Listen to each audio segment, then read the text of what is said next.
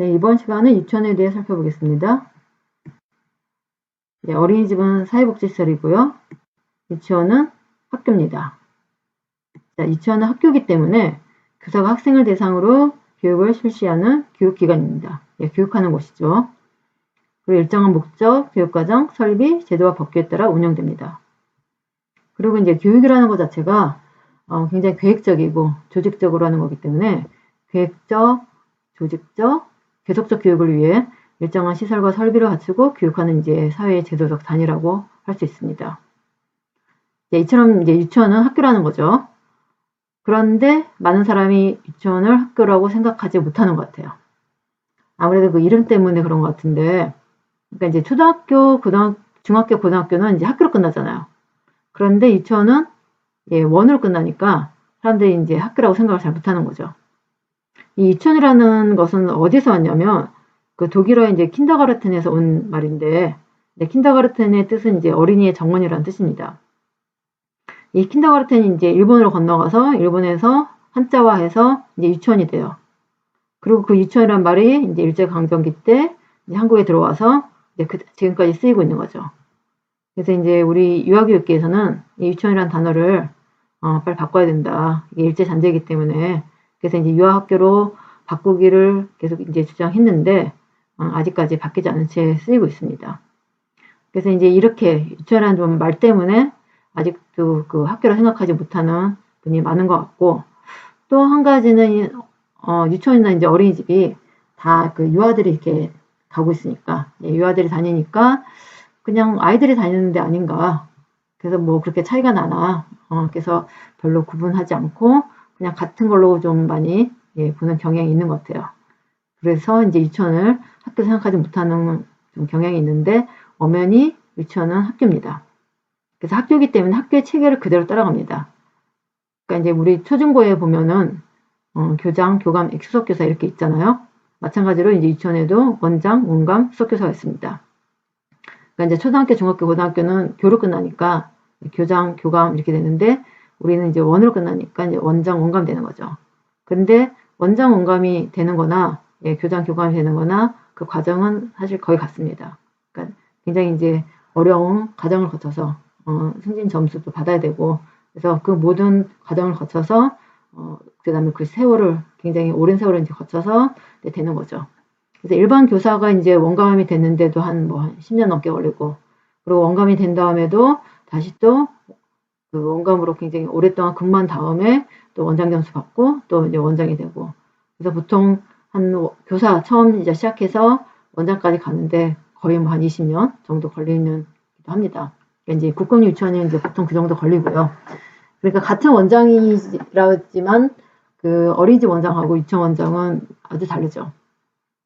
이 유치원 원장은 굉장히 어려운 과정을 거쳐서 굉장히 오랜 세월을 거쳐서 되는 거다라는 거고요.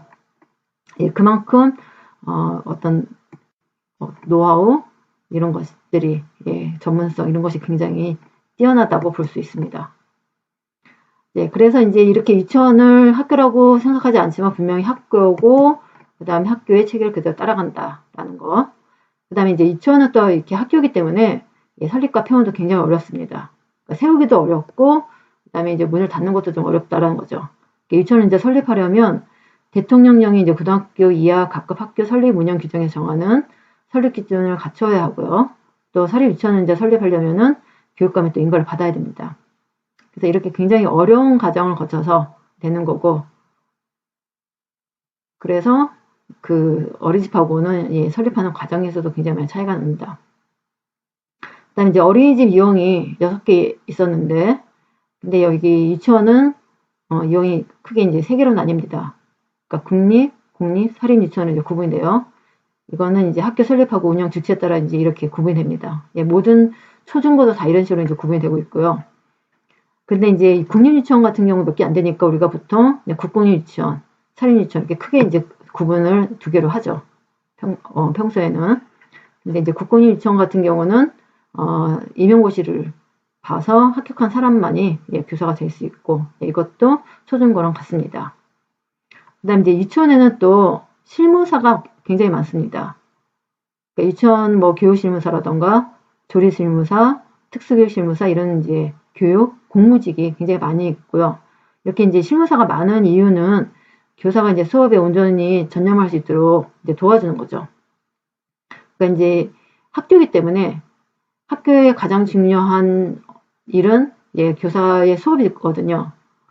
그래서 이제 교사가 수업에 온전히 이제 집중하려면 아무래도 좀 수업 외의 일은 좀 이렇게 배제를 해줘야 되기 때문에 우리가 이런 실무사가 많이 있는 거고, 예, 그래서 국공유치원에는 이렇게 많은 실무사가 있고, 그러면서 이 실무사의 도움으로 그럼 이제 선생님들이 수업에 온전히 집중해서 훌륭한 이제 수업을 할 수 있는 거죠. 그래서 이 수업이라는 것, 예, 어린이집은 사실 이 수업이라는 것에 개념이 없거든요. 그러니까 수업을 하는 곳이 아니기 때문에 어린이집은 그냥 돌보는 곳이잖아요. 돌봄이 강조되는 곳이기 때문에 예, 수업의 개념이 좀 없죠. 근데 이제 유치원은 분명히 학교이기 때문에 수업의 개념이 명확히 있는 거고, 이 수업을 잘하는 게 이제 중요한 거고, 수업을 잘한다는 것은 그만큼 아이들의 발달을 정말 계획적이고 예, 조직적으로 도모한다라는 것이고요. 그래서 이제 수업을 하는데 이 수업할 때 그냥 하는 게 아니라 교육계획안에 따라서 수업을 합니다. 그러니까 교육계획안을 미리 작성하고 그에 따라 수업을 하는 거죠. 그래서 이제 교육계획안만 봐도 이 사람이 이제 수업을 어느 정도 한 사람인지, 그러니까 어느 정도 뛰어난 사람인지를 알 수가 있어요. 그만큼 교육계획안이 중요합니다. 그러니까 교육계획안에는 어떤 내용을 가르칠지, 어떤 방법을 사용할지, 어떤 자료를 제시할지, 어떤 뭐 질문을 던질지, 이 모든 것이 다 그 계획안에 나와 있거든요.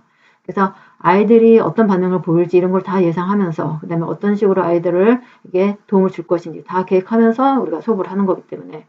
그래서 이러한 교육계획안 작성을 대학교 때, 그러니까 유아교육과에서 충분하게 연습하고, 그 다음에 공부한 다음에 실제 이제 현장에 가서 적용을 하는 거죠. 그래서 교육계획안만 봐도 충분히 차이가 나고요.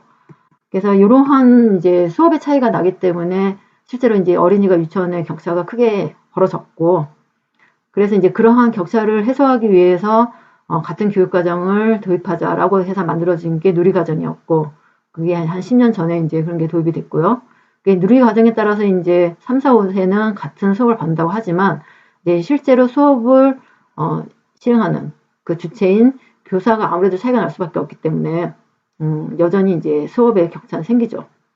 이제 어린이집에서도 우리도 그냥 똑같이 누리과정에 따라서 수업한다고 말은 하지만 예, 원래 어린이집은 이제 수업하는 곳이 아니기 때문에 아무래도 차이가 날 수밖에 없고, 유치원은 원래 학교이기 때문에 예, 수업하는 곳이고, 그 다음에 그것을 위해서 대학교 때부터 충분하게 교육을 받은 유치원 교사가 이제 수업을 한다라는 거죠. 그래서 차이가 날 수밖에 없다라는 겁니다. 그래서 큰 차이는 예, 유치원과 어린이집의 큰 차이는 학교냐 아니냐라고 예, 보시면 되겠고요.